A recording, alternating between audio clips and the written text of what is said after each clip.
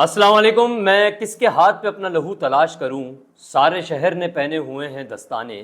ये जो दस्ताने पहने हुए हैं लोगों ने अपने हाथों में, और ये माफिया से खिलाफ बोलते नहीं, उठते नहीं, कचरा पड़ा हुआ है, कचरे पे ज़िंदगी गुजार दी, 20-20 साल उसी कचरे के ऊपर घर बना के गुजार दिए, नाले के ऊपर घर बना के गुजार दिए, माफियाज के साथ मिलके ज़िंदगी गुजार दी, लेकिन एक लफ्ज़ नहीं बोले। टैंकर माफिया के ऊपर नहीं बोले, किसी भी माफिया हो, ख्वाह वो कोई गैस माफिया हो, ख्वाह वो कोई चिंची माफिया हो।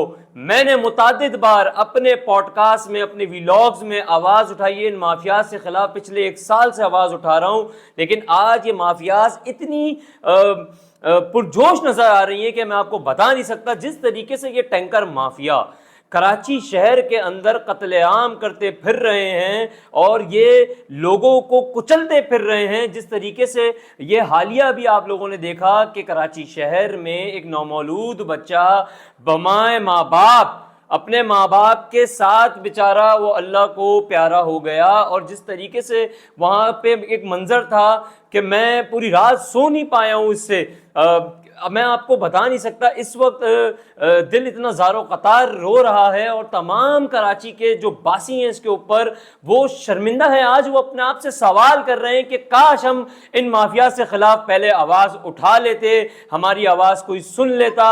आज भी मैं आपको इस बात का जिक्र करता चलूं कि ये जो माफियाज हैं ये इतनी उरूज पे जाए जा रही हैं कि इन माफियाज से खिलाफ कोई भी शख्स बोल नहीं पा रहा, बोलने से कासिर है। अब जो 12 अप्रैल के हवाले से जिस तरीके से कराची के अंदर एक इज्तिमा किया जा रहा है या एक मुजाहरा किया जा रहा है, इसमें ये मत देखो भाई कि कौन कह रहा है, ये देखो कि क्या कह रहा है, ये देखो कि वो कह क्या रहा है। वो अल्लाह की मखलूक की बात हो रही है। वहां पे ये जो सफ़े मातम आज उस घर में बिछा है, ये जो सफ़े मातम और कितने घरों में कराची शहर में बिछ चुके हैं, क्या ये सफ़े मातम आपके और मेरे घर में भी बिछे?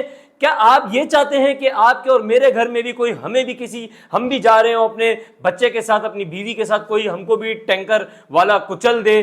तो ये आज इस चीज़ को रुकना चाहिए ताकि कराची शहर के बाशिंदे इससे महफूज रहें। कानून नाफिज करने वाले इदारे तो अपना काम कर रहे हैं, पुलिस के पास वैसी नफरी नहीं है, DIG ट्रैफिक इसके ऊपर हिकमत अमली बनाते हैं, या पुलिस वाले जिस तरीके से काम कर रहे हैं, ये तमाम चीज़ें भी हमारे सामने हैं। लेकिन आज हम इस बात की तह में पहुंच गए हैं कि खुदारा इन माफिया से खिलाफ आप खुद आवाज़ उठाइए, इन माफिया से पूछ लीजिए कि